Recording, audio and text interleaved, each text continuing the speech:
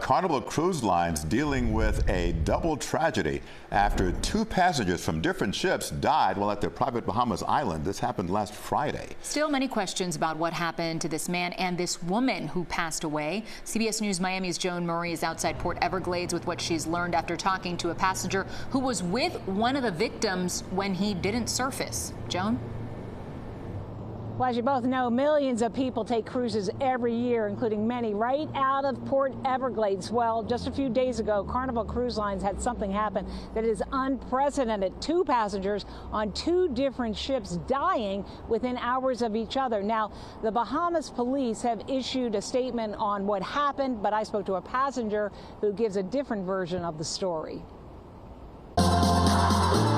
Carnival's brand new splashy $600 million celebration key, now at the center of two death investigations. A 79-year-old man, a passenger on the Mardi Gras, and a 74-year-old woman who was traveling on the Carnival Elation. But we saw the gentleman snorkeling there.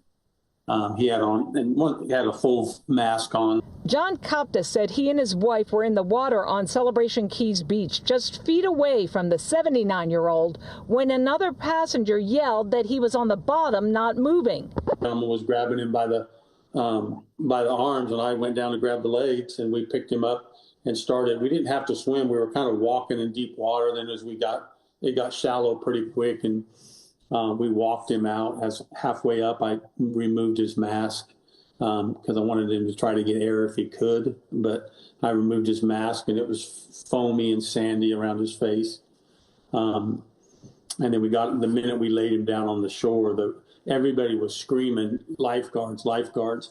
And so by the time we laid him down on the sand, the lifeguards were arriving there. The 79-year-old could not be saved. Then 2.5 hours later, in a lagoon pool near the beach, a 74-year-old woman was found not breathing. Bahamas police call these drowning incidents and say CPR was performed on both victims. Autopsies are being done. Do I feel like they responded quickly? Yes.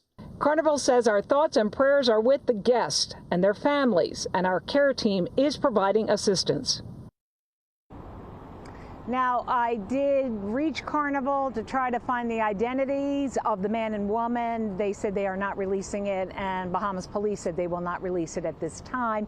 Autopsies are going to take a couple of days. Meanwhile, police say this is still an active investigation. Near Port Everglades tonight, Joan Murray, CBS News, Miami.